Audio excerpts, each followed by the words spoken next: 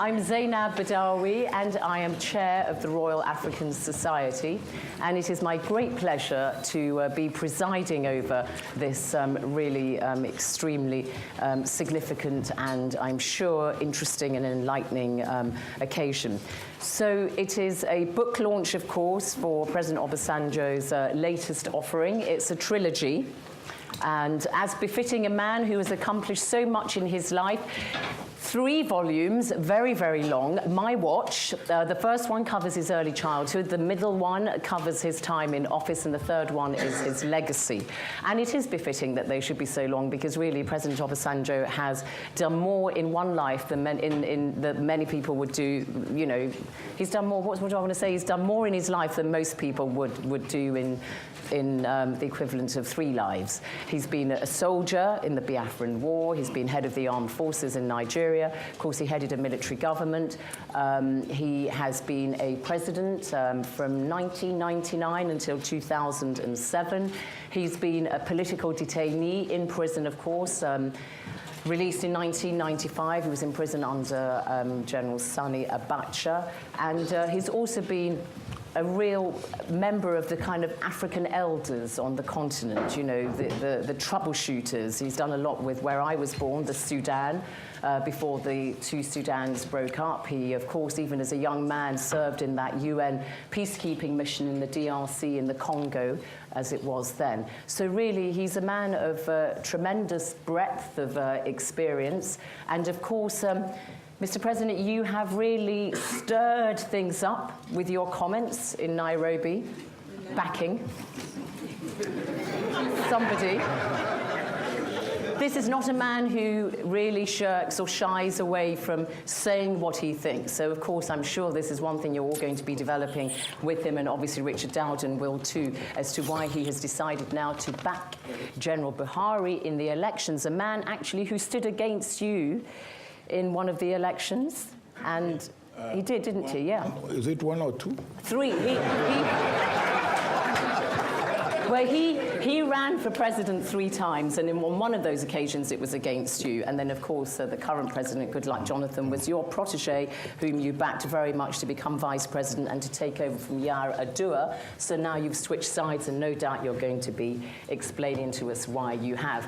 I'm going to be conducting the questions and answer, the points that you'll be raising. But first of all, my wonderful director, Richard Dowden at the Royal African Society, an Old Africa hand, is going to be in conversation with President Obasanjo first. So, Richard, over to you. Thank you very much, Zainab. Congratulations on writing this, I say book, but 3 volumes. Drop it on your toe and you do yourself a real damage. More than 1,000 pages, and as I began to read it, I realized, I mean, this is the history of Nigeria. Your adult life has spanned Nigeria's life as an independent country. You know the history, you are the history of so much of it. The longest serving president and the only president to complete 2 terms and step down. I was just looking back, out of the 15 presidencies that Nigeria has had, 4 resigned or were replaced constitutionally, only 4, and one of those was our present Queen, quite early on. So completing your term and stepping down is quite an achievement in Nigeria. The rest were either the victims of coups or died.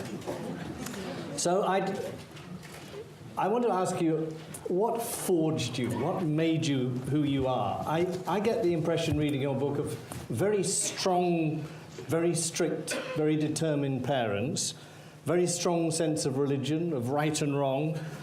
Was that a typical Nigerian upbringing in the 1930s? Well, thank you very much, Richard. I think, as I try to bring out in this book,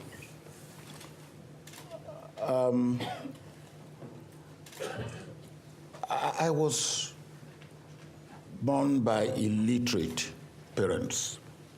My father, my mother never went to school. we lived in a village. And the next community or the next settlement or the next village is about the limit of our world, so to say. But maybe because what we needed in the village were very few, although comparatively, if you look at it at time and now, we were very poor, but we were not in want.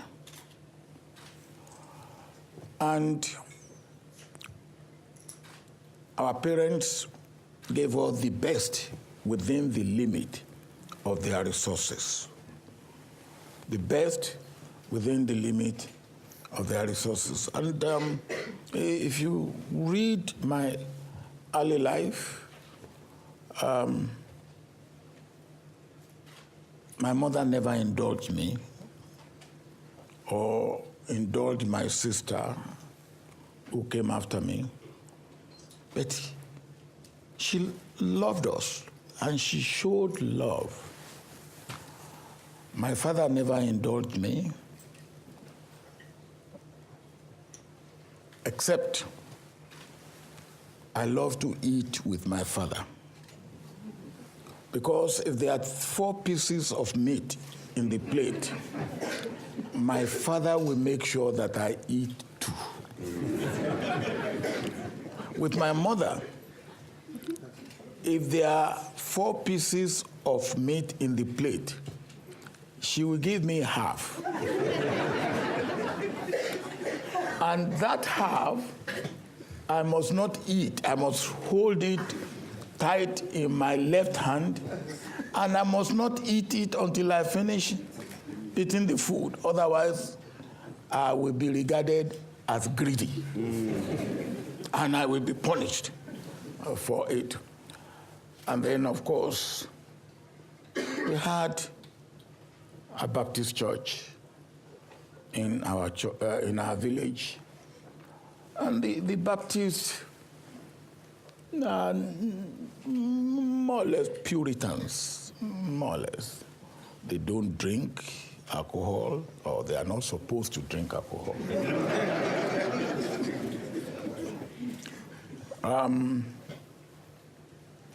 They are not even supposed to smoke. So it is a mixture of what I would call traditional values and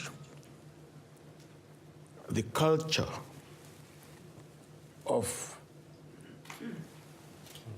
our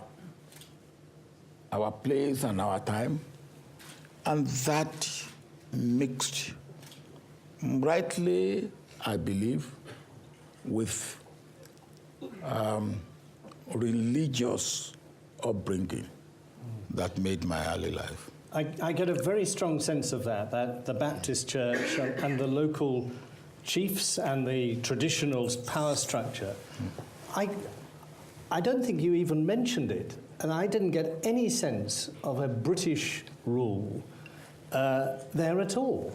And I wondered, it made me wonder, what was the impact of 50 years of imperial British rule?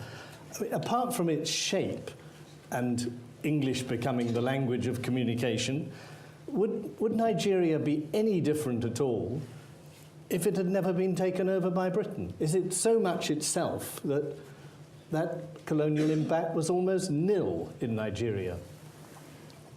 Well, for me, as I was growing up,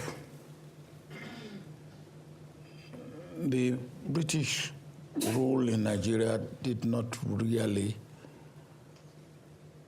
affect or impact on me directly. Were you typical in that way, do you think? I will say I was typical in that way. Maybe because I was born and bred up in a village where The only time that we go out of the village is on a market day, whether I take products from my father's farm to sell in the market, or something that my mother had to sell. And in that, well, the only thing that you will see, we had a railway station not too far. Well, I don't know whether we can regard that as impact of military, of British rule or not. No, well, we know that if there was anything wrong in our village, we will get the police coming from the district headquarters, which is about 5-6 miles from the village. Well, that is what we will see of government. Oh yes, there's another one. I don't know whether that is British. The sanitary inspectors. and I hated them. I hated them because they would come. You know, we have the port of water, normally behind the door, the entrance door to the main building. Now, when these sanitary inspectors came, now they will go into that pot of water, and if you don't cover your pot of water, you will have mosquito larvae inside, and then my mother will be fined. And it's that fine that had made me to hate sanitary inspectors, because here was a poor woman, what did he make and all that. And then the water that we drink, and you come and you start looking into it, and you say, oh yes, there are things here, and then I didn't like them. But I think those are the... At the limit of what I know of government, or then we had a road, and maybe not maybe once or twice a month, we will have a lorry coming to collect people for the market or something. But we really didn't. Our world was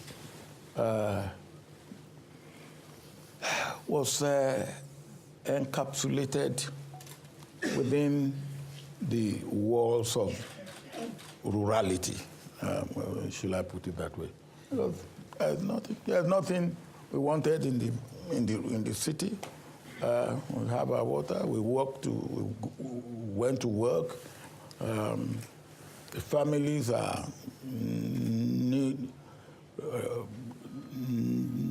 nicely knit together, and the community is a community that is... They manage themselves. They manage themselves. They're happy. You join the army, and you get sent for training in Britain, and then rise up through the ranks, and then jumping forward, you've fought in the Civil War, and you took the surrender of Biafra.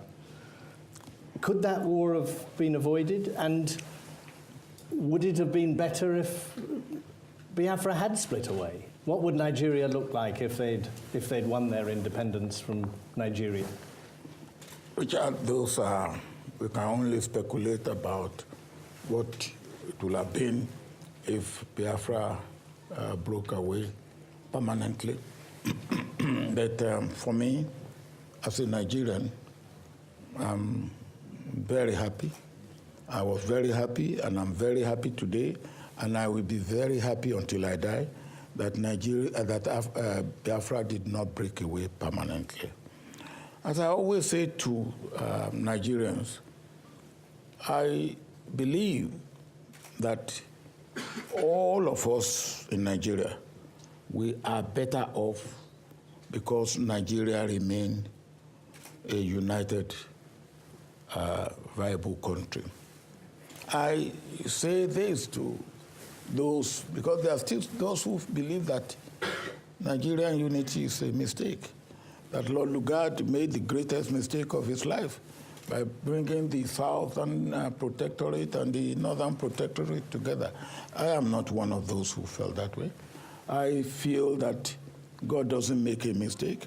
And if God used Lord Lugard to bring Nigeria together, that was what God wished for Nigeria and the people of Nigeria.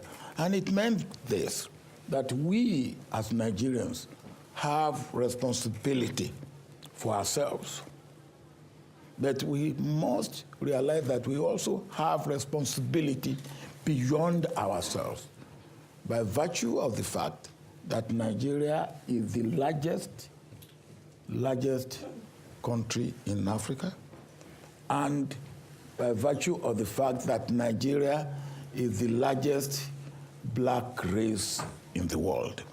Now, that imposes certain amount of responsibility on us.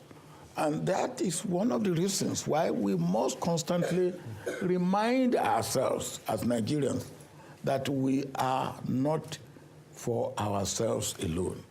So when we do what we should not do, we shouldn't blame it on anybody. As you will see in that book, I didn't blame the British for what we are not doing well. After how many years? We have celebrated 50 years of independence. Who are we blaming? Or who should we be blaming?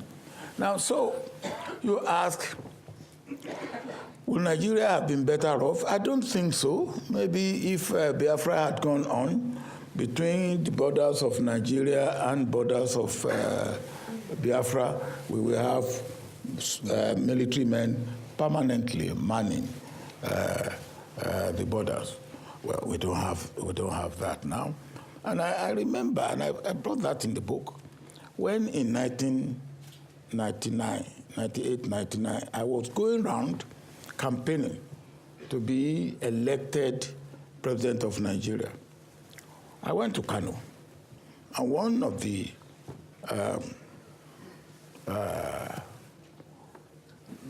important, comes from one important family of Dantata, Sanusi Dantata.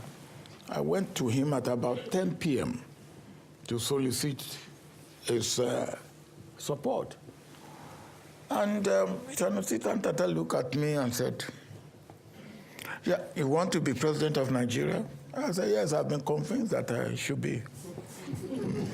He said, "Then you have to convince me that I will not need to take passport or to take a visa to go to Lagos or to take a visa to go to Port Harcourt." I said, "Sir, it is because I don't want to take a visa to come to Kano that I have accepted to be the president of Nigeria." He said, "In that case, I vote for you."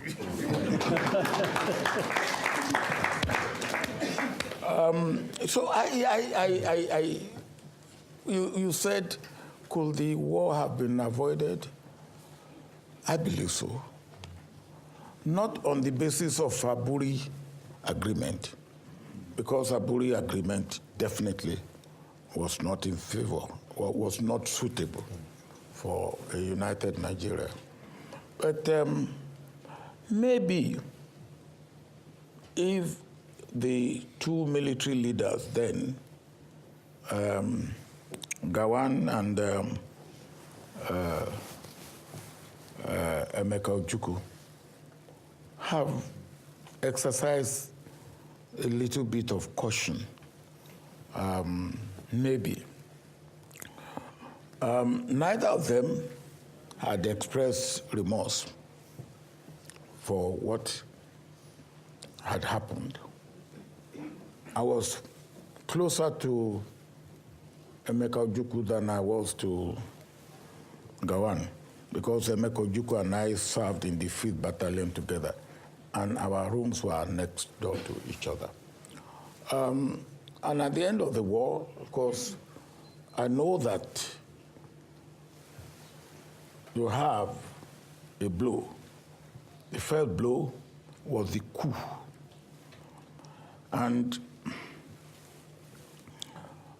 in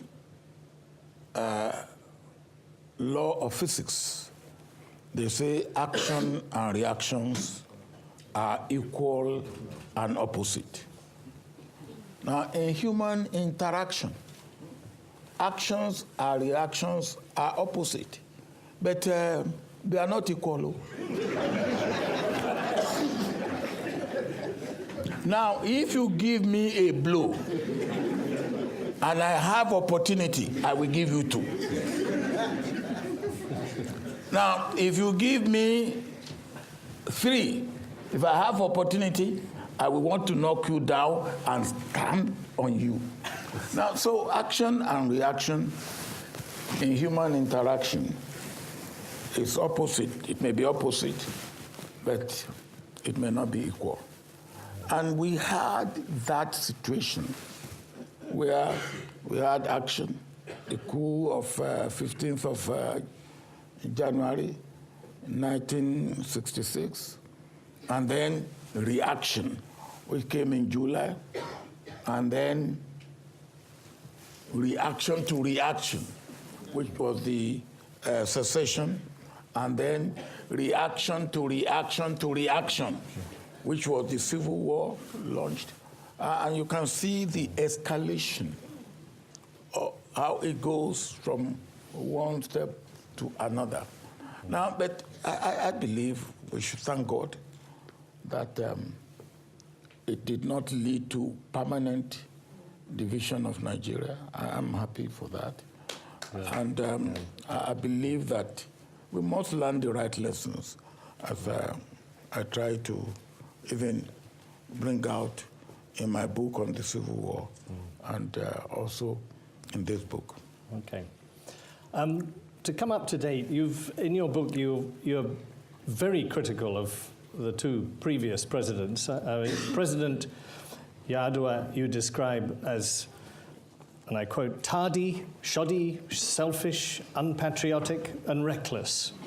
And you describe his presidency as the looting of Nigeria. These are harsh words. On President Goodluck Jonathan, you refer to his inability to deal with Boko Haram, and you speak of his ineptitude, ineffectiveness, inefficiency, carelessness, callousness, insensitivity, cluelessness, and selfishness. These are very tough words. Richard. They're your words, not mine.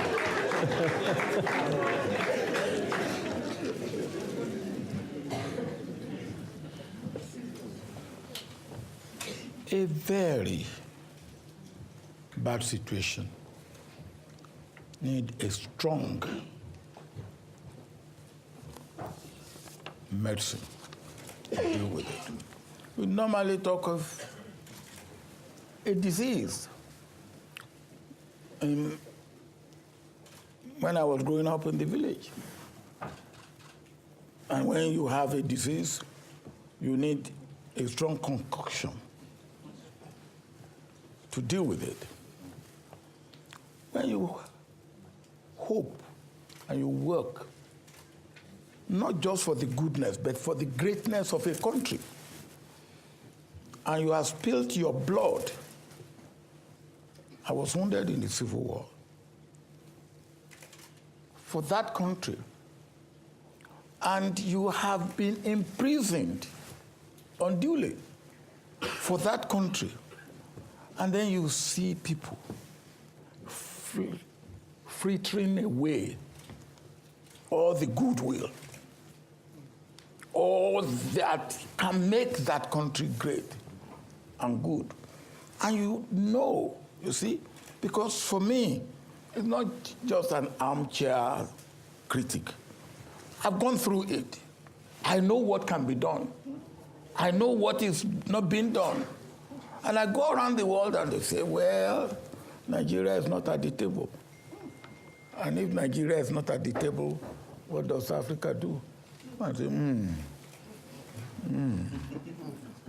Then you expect me to come back home and say, hey, well done, champ.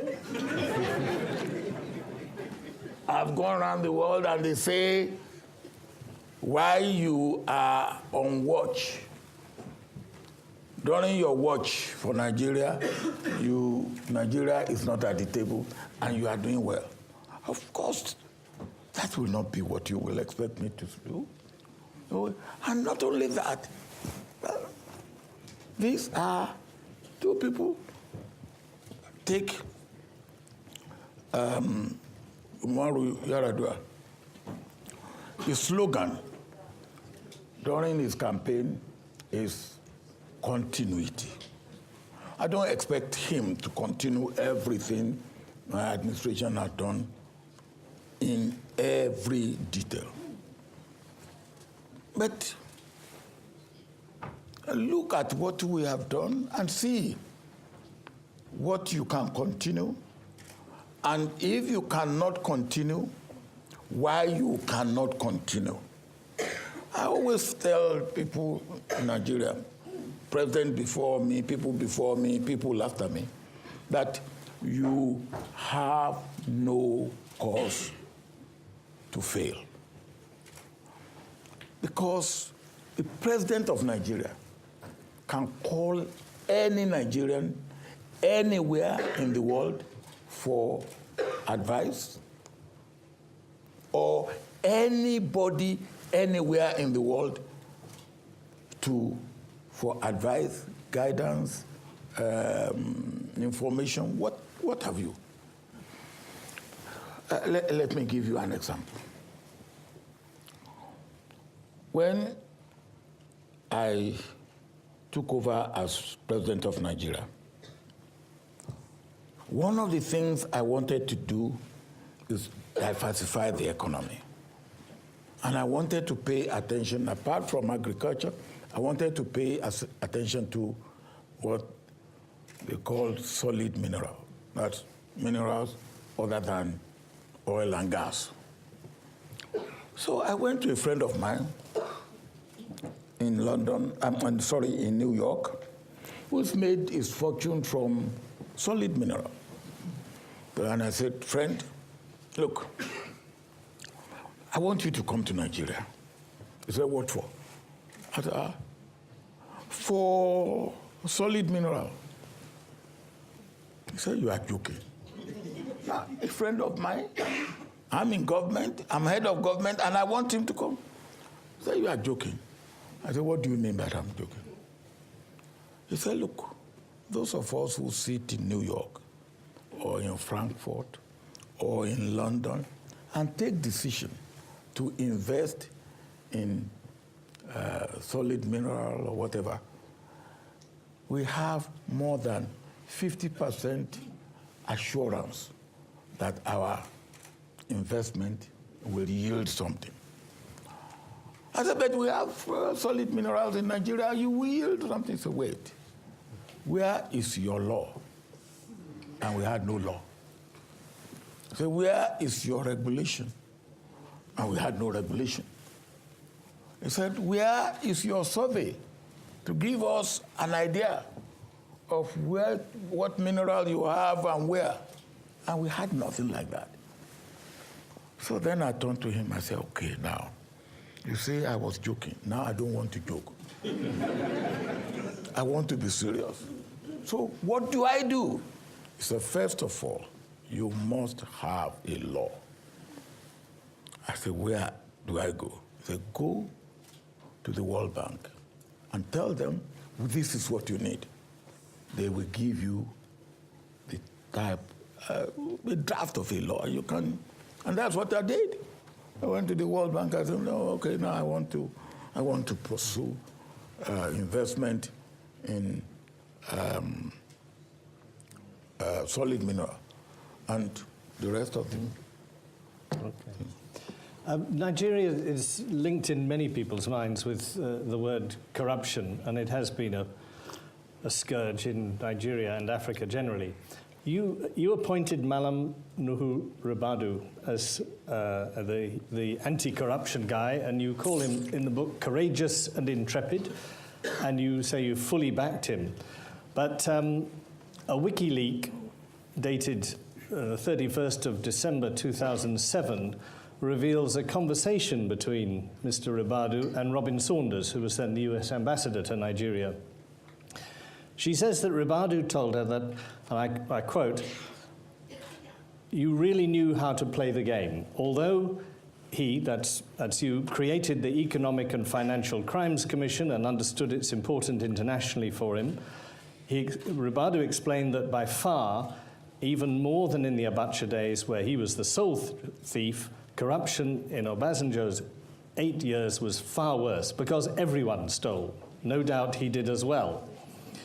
However, he added, Obasanjo was a political machine. He knew how to play the game for the international community and cover his tracks, and for good or bad, he got it as regards to what the role of the Economic and Financial Crimes Commission role was and should be."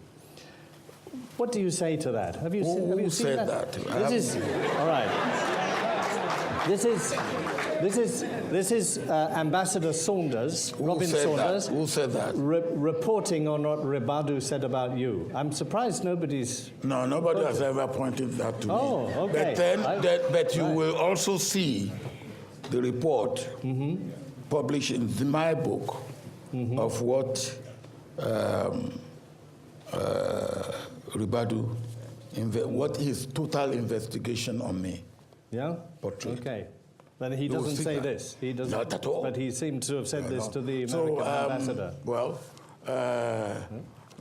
if I will not want to believe this, but if it is said by Ribadu, I will be surprised. If it's said by the ambassador, I will not be surprised. It's filtered. Well, it's Now, the ambassador. and I'm sure that if Ribadu sees this, he will, because it will be contradictory, completely contradictory to his report, which I publish here. And the first thing that Ribadu did was he came here. He brought Metropolitan Police, and they came to me and said, "Look, sir, we are happy that you now allow us, as they allow you to do what you said, to investigate them freely." He said, "Before you came, when we are investigating and it's going too far, they will say, well, stop. It's going too far, stop it." But nobody will say I ever stop him from investigating anybody or investigating me. And if that is the case, Ribadu couldn't have said that. But if I have said it, then it will be different from the report, in which case it will be fraudulent of him. Now, if the ambassador has said it, well, I know that ambassadors lie for their country. Okay. I thought I should raise it. I pass back to Zainab. Thank you very much indeed. Thank you, Richard. Thank you, Mr. President.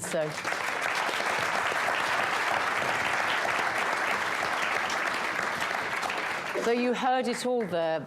Early village life, the enforced near vegetarianism almost imposed by your mother on you, and the tragedy, upheaval of the Biafran War, and what you think of your political successors, and of course the WikiLeaks thing. So we've got about 45 minutes now, Mr. President. Are you all right? This is a non-stop here to get some questions or comments from the floor. Ooh, I can see 1, 2, 3, 4, 5, 6, 7, 8, 9, 10. Okay, I'll take 3 at a time. Is that all right? Maybe 2 or 3 at a time, if we could do that. Yes. Okay, and I can see all these male hands. I'm going to abuse my position as a female chair, and I'm going to ask the lady there in the spectacles to go first, and then the lady behind her. I'm not surprised that you point at a lady first. Yes, yes. I like my gender balance. That's what Mr. I call gender discrimination. Gender discrimination. Gender nepotism. Absolutely. I'm all for it. I say nothing in my defense. Please. Thank you, Your Excellency. Oh, sorry, wait for the microphone, I should say. Give your name and organisation if relevant, and keep them quick, please. Okay. My name is Zainab Osman. Good name. Yes, namesake. Doctoral candidate in international development at the University of Oxford. Is it on? I can't hear you. Yeah, we can't hear.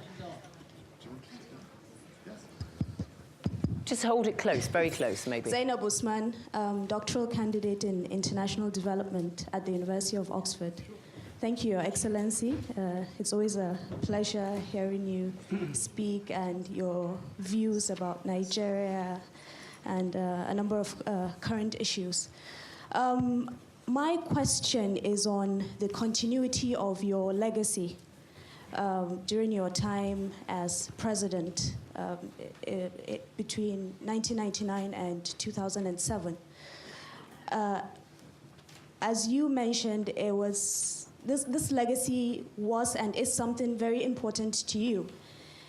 To that effect, one would argue that to ensure this continuity, you could have tried to groom your deputy, for instance, Atiku Abubakar, who was... Okay. All right. Is that the question? But quick, please. Okay. You know, because there are a lot of people who want to speak. Let me just round up the question. Who was a member of the economic management team? Yeah. To ensure that continuity. Okay. What was the issue that you had with him? Okay, all right. Thank you. But listen, in the interest of democracy, you can see all the hands. I really want people to speak very, very briefly. Be kind to your fellow members of the audience. Where's the microphone? Microphone, is there only one microphone? Is there a microphone there? No, there's only one. Okay, could you give the microphone to people at the back? Okay, next one. Quickly, Hi, please. I'm Sally Hayden from Vice News. I was just wondering, in terms of, obviously you have experience both in the army and with the government, and one of the things that's come out recently is that members of the army people from the army have said that politicians have been meddling in their affairs. I was just wondering, could you say something about the relationship between the government and the army and whether you think it's deteriorating? Currently now, I'll tell you. Yeah. Okay, one more. Let's go that side. Why Shushan. don't you tell me that so that you Okay. The relationship between the government and the army. Okay. Currently, is that what you're saying, in this current situation, yeah? One more and then we'll give you an answer, yeah? Briefly. Okay. Habibu Yaya Bapa, African Leadership Center at King's College. My question, sir, is you appear to be more concerned about the concerns of your friends outside Nigeria about Nigeria. And so most of the time you react because your friends outside Nigeria are concerned about what is happening in the country. Is that impression that I have correct about you? You don't listen to the cries from within so much that... Okay, all right. So you're more concerned about external opinion than you are people internally, than the one about the relationship between the government and the army, and then why you didn't back Abu Bakr as your... groomed him as your successor. So briefly, if you would, Mr. President, which one do you want to take first? The last one I don't quite understand, that I'm more concerned about outside than about inside. Opinion, what people outside of Nigeria think about Nigeria than what Nigerians living inside think about Nigeria. No, I don't know. If I have given you that impression, then I'm wrong. No. I believe as Nigerians, I worry about what Nigerians internally say about Nigeria, because they are not only saying, they are feeling. They are not only saying, they are feeling. They are subject and object of what is good and bad in Nigeria. So if I have given you that impression, I'm sorry, that's not what I want to give. For me, I take what happens in Nigeria as seriously, or what comments Nigerians make. Well, there are certain things about Nigerians. As I always say, there are a number of reasons why people in Nigeria criticize. Some criticize genuinely, And when you look at their criticism, it's meaningful. Maybe because they are not adequately informed, out of ignorance or out of lack of knowledge or what is going on. For instance, people have been saying, look, I should comment on the postponement. And I said, I refrained to comment on the postponement because when the postponement of the election took place, I was in Munich, in Germany. Now, I want to get home and be able to say, look, what has happened here? What is this? Then I will be making statement from informed position. Now, of course, if there are also those people who, out of mischief, just want to criticize. And they are, of course, professional critics. That's what they do. And there's nothing you can do to please them. I always say of them that if I lie on the road, across the road, for a vehicle to go over me, for the sake of Nigeria, such people will say, stupid man, why did he lie just across? He should lie along the road so that the vehicle will go from toe to head. So the second, because there's so many hands. Yeah. Then there are those, but there are so many hands. Okay, there are so many hands. Briefly, if you would answer, government and army. Relationship between government and the army. Now, in a democracy, government is the head of the army. By that I mean the army serves government and the army obeys government. Now, if a situation arises where the government will now say the army says it's not ready to maintain law and order, it's not ready to perform its function, it's not ready to carry out its role. Now, I do not know. Maybe something have changed since I was in the army or since I was head of government. Now, the other point, continuity of legacy. No, there's nobody that can say, yes, I have done this and my successor government will continue. You can never be sure. Now, and you may wish it, you can never be sure it will happen. Now, when I was military head of state, one of the things that my successor had done that I believe is good for Nigeria was what we call National Youth Corps. I believe it's a wonderful thing. And I even inscribed it in our Constitution. That's as much as I thought it's important. My successor didn't put it in, it made it only a law. So you cannot be too sure, even if it's your son, and you hand over to him. Okay. All right. Never be too sure. So But listen. wait, oh my God. Okay. Now, Look at all these hands. He asked a good question. He did. We'll be here all night. Yeah. No, he asked a quick, good question, but he spoiled it at the end. I said, why not Atiku? What issue do you have with him? That was Zainab Osman. Yeah. Okay. Zainab. Yeah. I have no personal issue with Atiku, but if I then, with what I know about Atiku, which you can read in my book. Okay, read the book. Are you a member of his family? If, with what I know about Atiku, if I have put Atiku forward, God will not have forgiven me. Okay. Okay. Listen, I have to really be strict with everybody now. Just 1 minute, and it doesn't have to be a question. It can also be a comment, and then we can also have just a brief response. Carl Ziegler. Briefly, everybody, yeah. Yeah, thank you. I was honored, Mr. President. You may remember, in '77, we placed a $1.4 billion loan when the oil price was going up and things looked promising. The oil price is not looking so good today.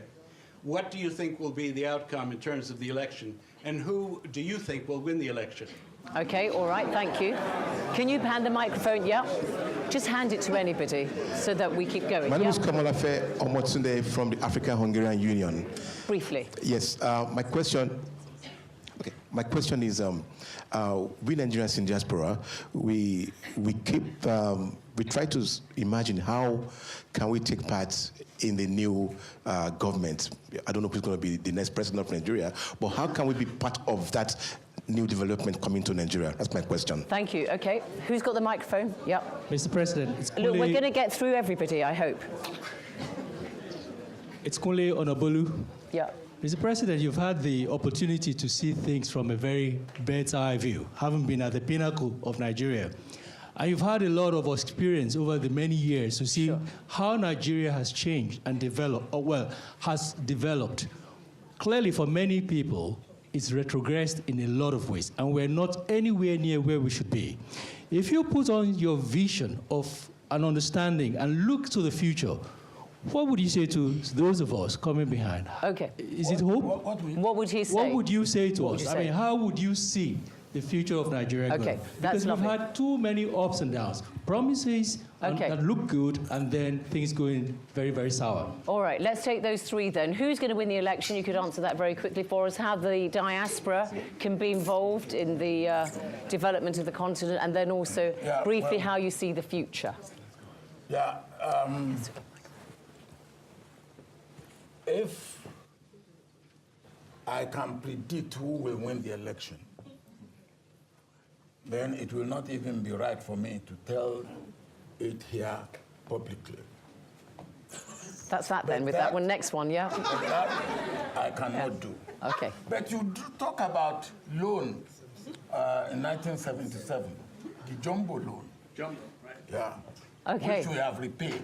Thank the Lord. Which we have repaid. And then you say, what is the position now? Quite honestly, my own belief is that if we can stop the leakage, even at $50 per barrel, we can manage our economy. Mm-hmm. All right. Yeah, I'll get the microphone too. Okay, so then how the diaspora can engage. I think I've said this before about this, diaspora. I said it out there. Yeah. But let me say it again. Just briefly then. Briefly. In 1999, after my election, I went to the United Nations and I met Nigerians in diaspora. And I said, and the question is, how do we make use of you here? And I said, look, in this day and age of eat this, eat that, you don't even need to physically be present. We can make use of your talent, your experience, your knowledge, and then we form what we call NIDO, Nigeria in Diaspora Organization. Mm-hmm. And they have been doing wonderfully. A lot of good things, yeah. Okay, I'm going to tell you what, you know the final question about how you see the future of Nigeria. Yeah. Let's take that one at the very end as your final answer, okay? I promise we'll come to it. That will be your final point. Don't you think? The future? You are the boss. Yeah, thank you. I'll be your campaign manager, if you like. Okay. Yes, next, and then the microphone to the front. You need a microphone. Good evening, Mr. President. Good evening, everybody. My name is Priscilla, Ben Television. Sir, I actually have two questions. No, just one. I'm sorry, there are so many people. Okay. Really. My sister, don't be greedy. Yeah, don't be. Just one, everybody. Okay, yeah, because there are lots of people. That's fine. I'll ask the one. You've told us about your experience with Nigeria. You've shed blood for Nigeria. You've gone through a lot, and you've done so much for the good of the country. However, when the book came out, and recently some of your utterances, some have said that you're overheating the polity. What would you say to that? Okay. Would you agree with that, or would you say that you're not? Microphone in the front here, and then who's got it in the back? While it's coming to you, we'll take somebody else. Who's got the microphone? There. Stand briefly. Mm-hmm.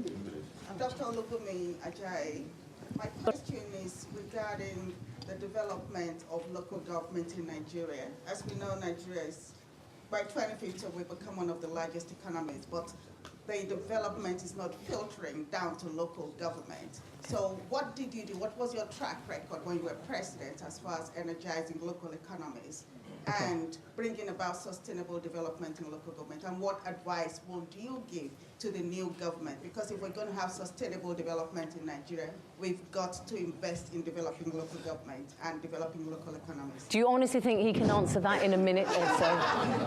Okay, he can try. One more, and then I'll come back to you. Mr. President, you have identified that one of the problems of Africa is poor leadership, what you describe as unprepared leadership and accidental leadership. If that is the case, what role would the first presidential library being built in Africa by you help in making sure that the future leadership of Africa, because you tower beyond Nigeria, an African leader, what role will that in preparing future leadership? Okay, thank you. So, all right, the first one, are you overheating the politics, President Obasanjo? I mean, your book has been banned in Nigeria pending this libel action by an aide of President Jonathan. Are you stirring things up too much? Well, my dear sister, I don't understand what you mean by overheating. Because I've never made fire.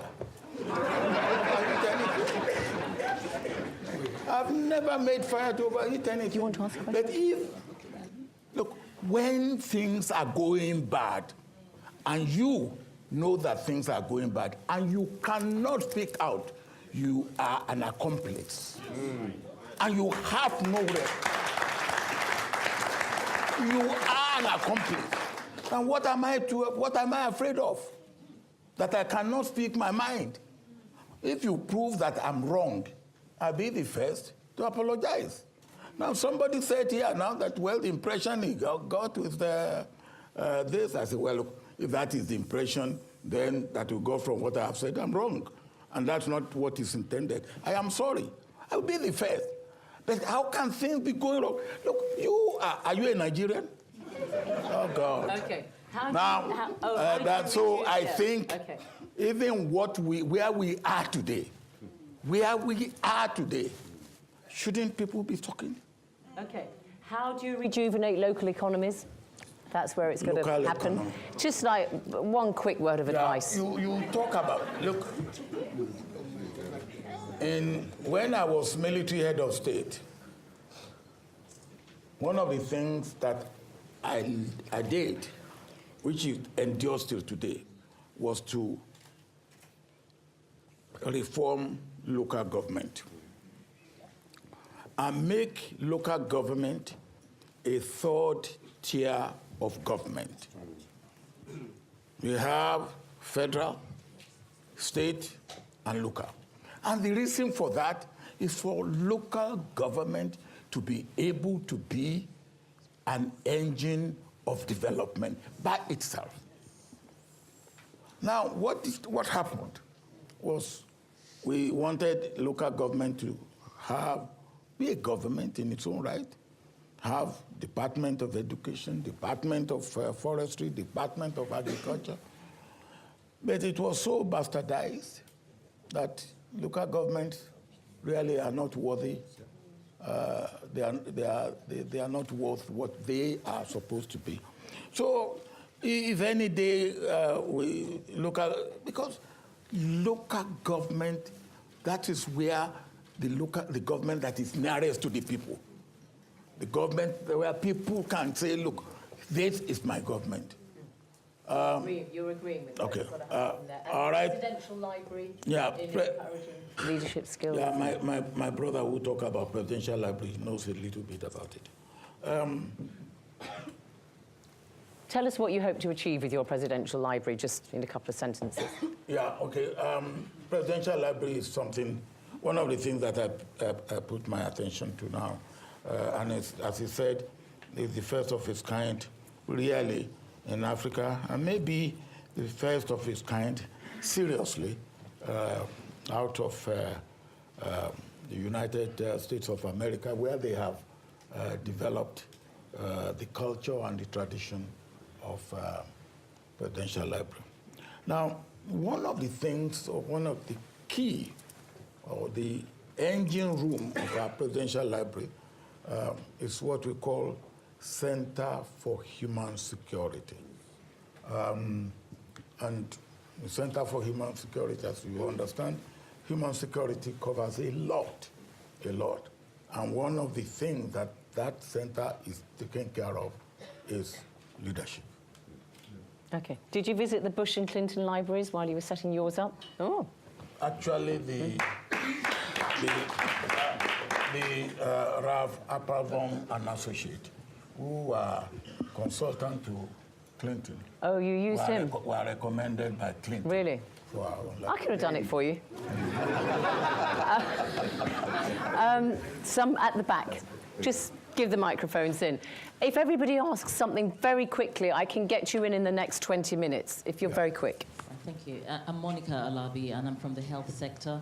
There's not been much talk about the key outcomes for health in Nigeria. And I think during your time, there were lots of advances with telecommunications, but the health outcomes for Nigeria have been very appalling in terms of cancer survival, and all the indicators are really poor. So my question is, what did you do during your time, and what's your hope for the future for health? Because we're in a bad place at the moment. Well, we've got a future one, which we're going to save up for the end. So maybe we can incorporate the outlook for the health sector in your final comment, okay? Okay, so we can take 3 more now. Yep. I think this is on. Hi, Lawrence Diamond. I'm a recent graduate at SOAS. There was a committee, a report published last week by a committee in the UK Parliament that said Britain was now failing to meet its obligations as a middle power. Would you like to see the British government doing more to combat or to assist the Nigerian government in combating the insurgency in the north? Okay, thank you. I'll tell you, don't worry. Yeah. Hi, my name is Carol. I'm a business intelligence professional. Sir, you served in the army, and recently the army in Nigeria has been put into disrepute, especially with the half-truths that they've been telling about girls being abducted and them rescuing the girls, about ceasefire and all of that. And especially recently with the certificate issue of General Buhari. Do you think it's like the army now recruits like sort of semi-illiterate? Do you agree with that? Can you defend the army? Sorry, what was the question? About the army, the Nigerian army being put into disrepute recently. About the Nigerian army being? Semi-illiterate. Semi-illiterate. Okay, thank you. Okay, so we'll take a couple more at the back and then I'll come forward. Yeah. But you're the photographer. You can't ask a question. Hello. I'm Chris. I'm Professor Chris Imafidon. I supervise PhD students and masters at Cambridge. Sir, because you occupy a very unique position of having been a military leader combined with being a civilian leader, what role do you think education, not just certification, I mean, what happens within the 4 walls of the classroom, but education that continues with the mass media play in really developing a true leader? Because I think we are tired of accidental leaders, as you put it. Okay, let's take that one first then. Well, the role of education, including through the media, in what? In developing new leaders? True leaders. True leaders. So, true leaders, educate, you got the gist of it? Yeah. Well... Okay, and then I'll give you the other 2. Yeah. Let me deal with... my brother who said he was asking the question if the Nigerian army are made up of... Oh, you're going to that one, semi-illiterate. Semi-illiterate. Yeah. Okay, briefly. Let me deal with that.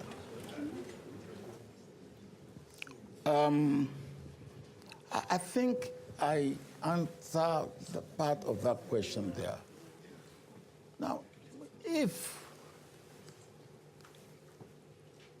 and let me answer it the way I answered it there. When I joined the army,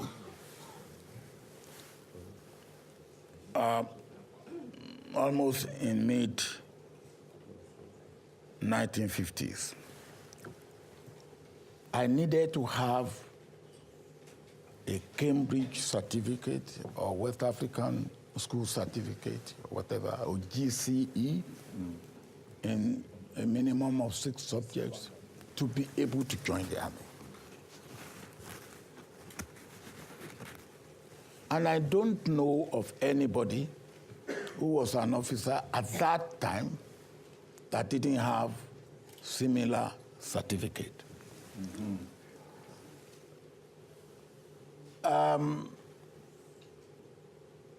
Buhari joined the army about 4 years after me.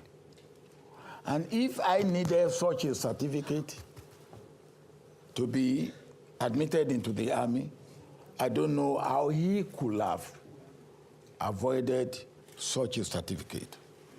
But even assuming that he avoided that certificate, assuming, Buhari went through a military academy. He went through what we call staff college, which will be a minimum equivalent of a first degree. He went through what in America they call war college, where they will have given him an equivalent of master's degree. And our constitution or electoral law requires school certificate. And rather than us to campaign and debate on real issues, we then degenerated to trivialities.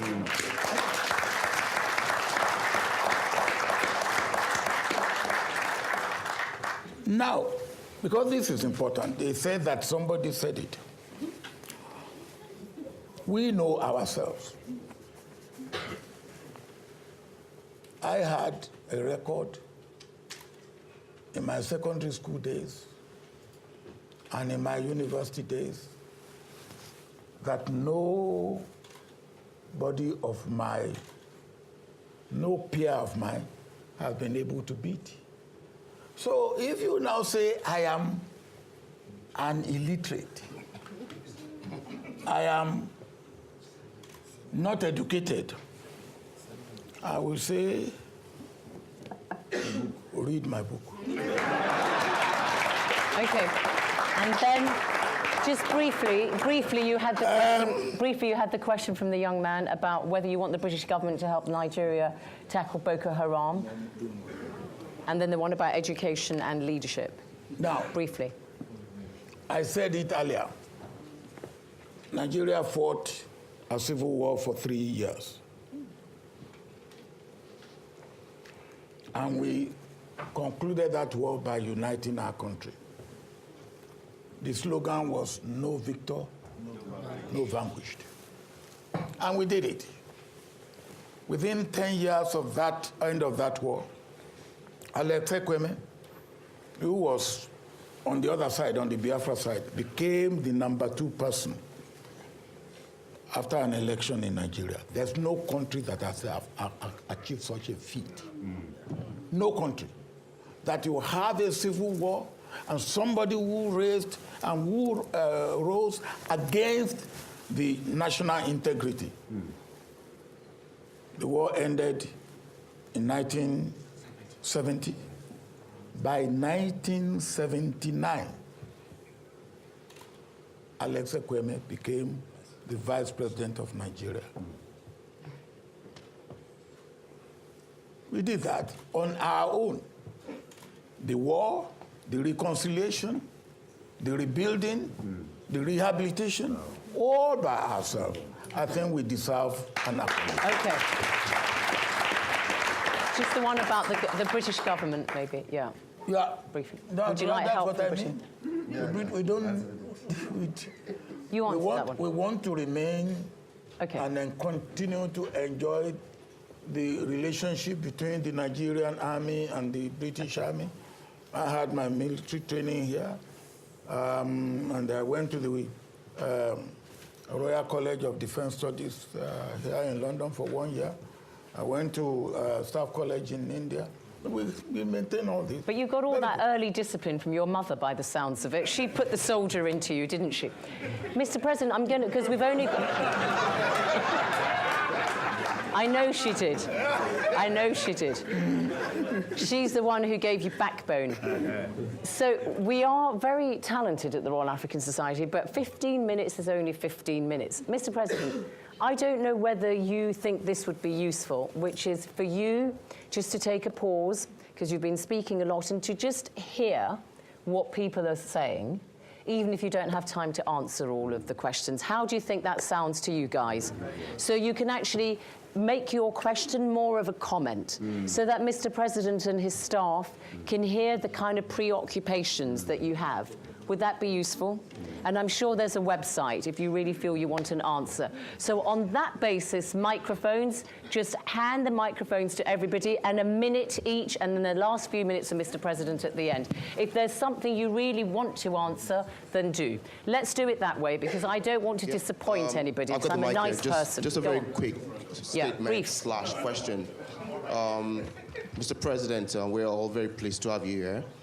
I think the key question for most of us is, if, in any case, there is a switch in government to APC, are you concerned that Boko Haram gets solved? If there is a switch in power, right? If Boko Haram's issues in the North get solved, do you think we're going to see men rise again in the Delta? Because the feeling is, you know, the South is having the presidency for the first time, and the Southwest/North are conspiring to take power away. So do you think all of this ethnic... We'll try and answer that. That's very important. Okay, all right. This. Okay. It's very, very important. Okay, answer that, yeah, fine. My dear brother, the day that because an Isoko man becomes president of Nigeria and he contests election for a second term and he fails, if he fails, then Nigeria will have no peace. Then that day, may God never make it to come. Amen. Look, what are you talking about? Now, is it the militants in this Delta that put Jonathan there? No. Now, what is the population of the militants? Now, don't let us bring this type of nonsense about our country. Now, anybody must be free to contest and win or lose. And then you tell me, because now when I was contesting, the Yoruba didn't come out and say if Obasanjo doesn't win, then the hell will let loose. In any case, the Yoruba didn't even vote for me.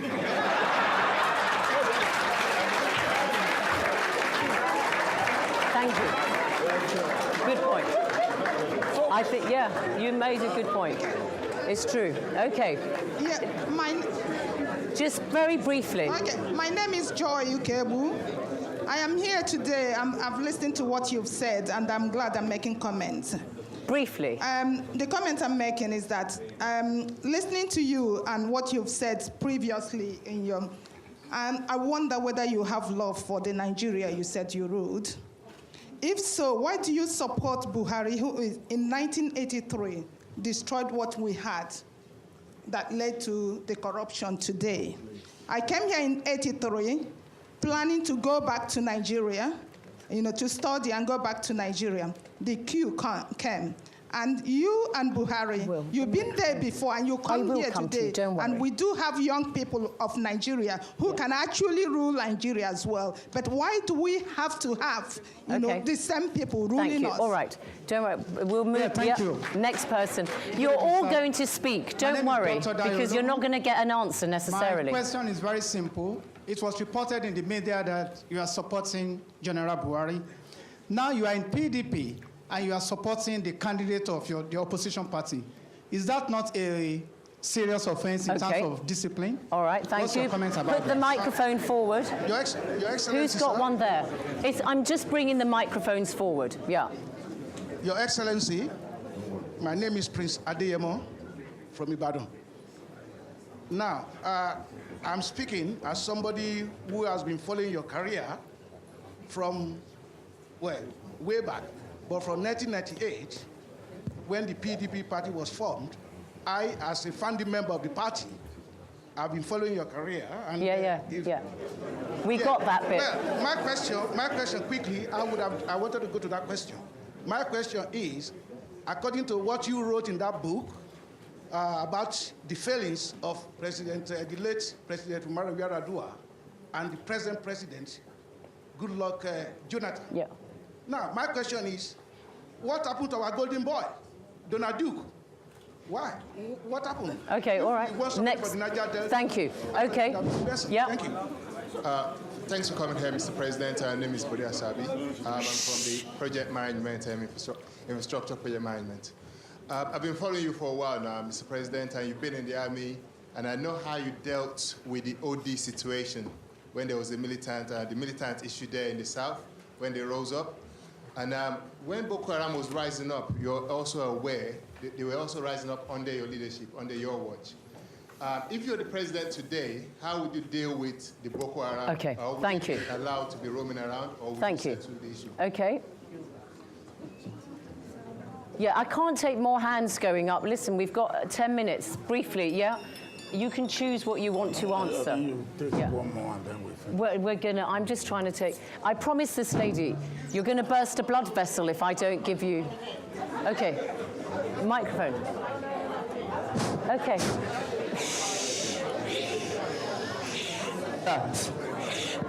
Who's got the microphone? Who's got the microphone? Thank you, Madam Chair. Yes. My name is...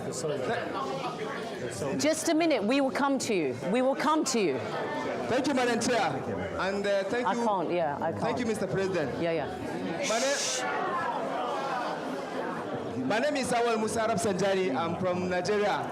Mr. President, sir, in view of the looting, impunity, and the violence that is going on in this country, and given your love for the country, wouldn't it be better for you to begin to dialogue and convince people so that, we resolve this political, crisis in a peaceful manner rather than this kind of, situation that we have at hand?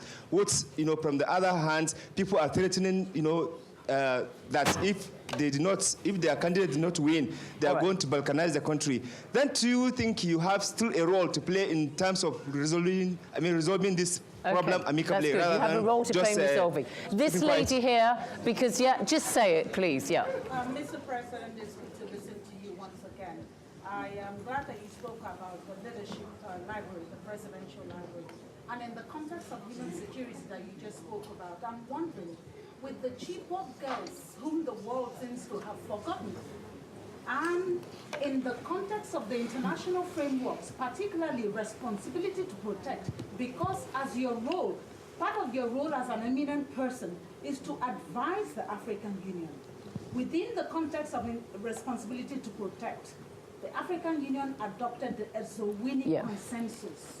Can we not, as your brother Kofi Annan warned the world in 2004, that in the face of crises like Rwanda, the world can no longer fold their hands and invoke the theory of sovereignty? Can we not invoke as a winning consensus under the AU, as well as the responsibility to protect, to go into Nigeria to rescue? Okay, all right. Okay, let's... Excuse me. I can't. I think that's it. Yeah. Okay. Right. Yeah. Excuse me. Please. He's going to answer these, and then if we've got time, we'll come to you. If you have time, I will come to you. Yeah. Please sit down. Yeah. Okay. Mr. President. Oh, do you want the soldier? Is that a Nigerian soldier? We'll have it in 1 minute. Okay. Yeah. Time. Okay, do you want to answer some of this? Let me... Somebody asked about education and leadership. I have said, and I will say it again, I've said it often, a leader must be a reader. And there's no end to education. And any leader who ceases to be educated ceases to be a leader. It may be formal, informal, interaction. I take advantage of any opportunity and every opportunity to go to any conference. because I see it as free education.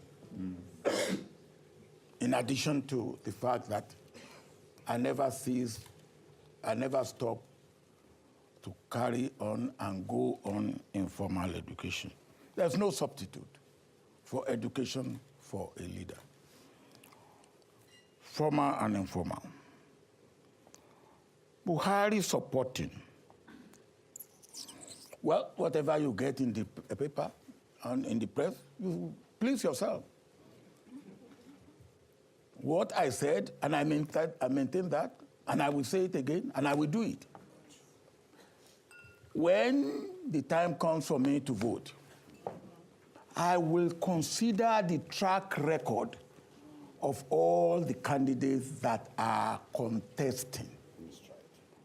And I will assess, and based on my assessment for who I believe have the best of track record to perform the job of Nigerian president, then you will have my vote. And if anybody should know what the job of Nigerian president requires, I should know. And there's no sentiment in the affairs of Nigeria. And you ask me if I love Nigeria. So you love Nigeria. And you love Nigeria, you don't see beyond your nose. What nonsense. Look, Nigeria is a population of 180 million. And you won't have anybody other than one person or two persons that can run the affairs of Nigeria. What the hell are you talking about? For me, there are millions who can run the affairs of Nigeria who are not even coming out. Millions. So why should you die on behalf of one who is probably performing mediocre as a mediocre? With all due respect, Nigeria, if you love it, you will look for the best for Nigeria. And I don't believe that at this point in time we have the best for Nigeria. That's my own personal opinion. You may take it, you may leave it. You may curse me about it, you may praise me about it. That is my personal opinion, and I'm entitled to my personal opinion. You are entitled to yours. So if I have my personal opinion and you will insult me, then you are not a well-bred Nigerian. Because freedom, which we are all clamoring for, means that I see, and if you think that what I have seen is what you have seen it differently, come and say it. And if you convince me, I will be convinced. But you don't come to a place like this and come with preconceived idea and come with insult. Any Nigerian who is well born, well bred, well brought up, will respect two things, among others: age and authority.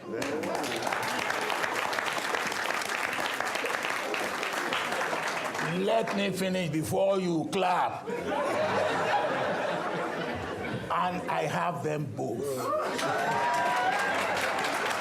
So, President Obasanjo, remember your final question about the future of Nigeria. I will do that. The future of Nigeria, including health. Now, I haven't got time. Love for Nigeria.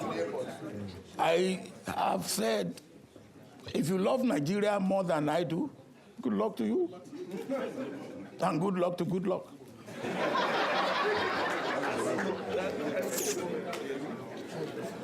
Somebody asked what happened to Don Duke. Don Duke contested,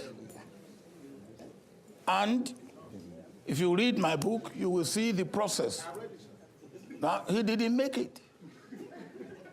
So you want me to say, all right, he didn't make it, then here. And I've said in my book too, at that time, I do not believe Nigeria is ready for a southerner to finish his 2 terms and to be succeeded by another southerner. We will get there, but we are not there yet. Now, role for me to play in the ensuing thing. Why should you create crisis and then look for somebody to come and play a role? Why? The job of anybody who is elected in Nigeria as a leader is not to create crisis. Or the job of anybody who wants to be a Nigerian leader and wants the Nigerians to vote for him is not to create crisis. So if when you create crisis, you will look for an Obasanjo to come and settle it for you.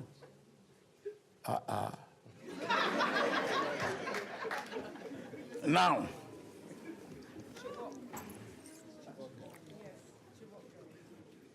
let me say this. Future of Nigeria, including health. I want you to answer just quickly on the Chibok girls. Just very Okay, quickly. Chibok girls. Yeah, Right. and then the future of Nigeria, and then that's it. Let's talk about Chibok girls. Yeah. The Chibok girls thing is an unfortunate issue. People have asked me, if you were in position, what would you have done? And I said, look, the local, I invited one Philip Madu, is the pastor in Chibok, is the chairman of Christian Association of Nigeria in Chibok. And I said, come and tell me what happened. And listen to what he said. 6:30 on that day, he got information from one of the people around that some people from neighboring village are coming to make trouble in Chibok that night. So he phoned the local government chairman, and the local government chairman then said, I have heard, and I have reported to the Joint Task Force and to the police. Then the people came at 11:15, and they came to take food. They raided the market and the stores and all that. But when the teachers from the girls' school ran away, the students were milling around. It was then that the attention of the Boko Haram boys, and then they said, look, what do we do? Obviously, they must have asked from their headquarters or from their higher authority, who said, okay, pack the girls and come.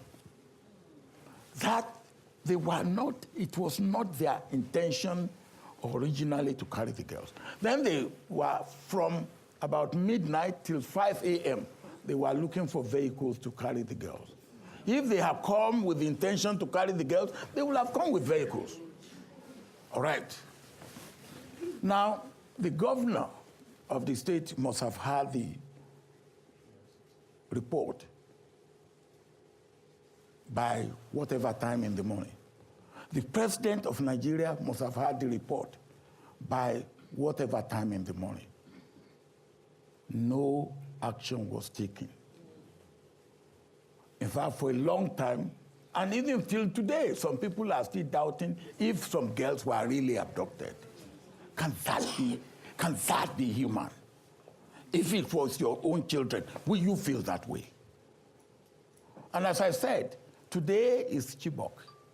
Tomorrow, it could be my village, or the president's village, or the village of any of you, those of you who come from villages. So we have to. And then now people say, well, 300 days and what will happen? Those girls, you can never have them together again. For decades to come, the story of Chibok girls will be filtering out. Either one of them will either come out after producing children and whatever, will tell her own story. But what is important is that we must not forget. And then we must also make sure that it does not happen again.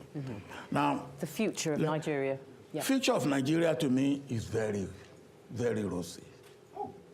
Very rosy. Look, the type of problem we are going through now, this is not the first time we will go through it. During the time we were negotiating for our independence in the 50s, we didn't agree. The East wanted internal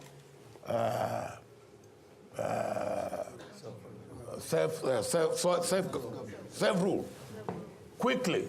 The West wanted it quickly. The North said it's not ready. So that's why we didn't have internal self-rule the same day.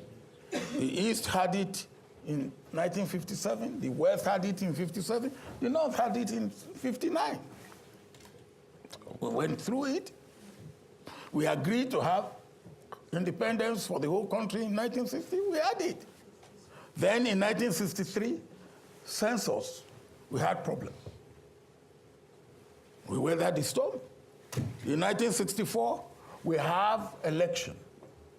And those of you who will remember in the West, they call it wet air. They take kerosene and petrol, put it on your house, on your body, and put fire. We had that. We went through it. We survived. The coup, we went through it. We survived. It snowballed into the Civil War. We went through it. We survived. We went through even Abacha.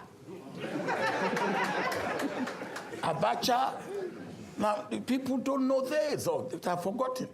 We're in a situation where we had 5 parties, and all the 5 parties endorsed and nominated Abacha as their candidate.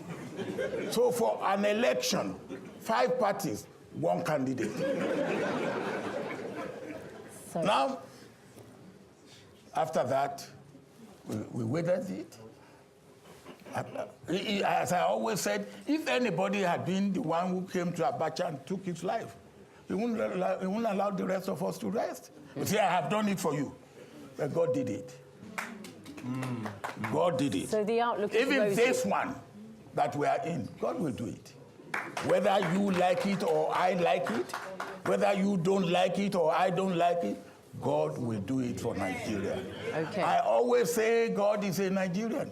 Look at what we have gone through. Thank you. And look at how we have emerged successfully out of it. We will emerge out of this, and Nigeria will go up and up, forward and forward. Thank you, President Obasanjo. On a... just 1 second, yeah. They're giving you a standing ovation.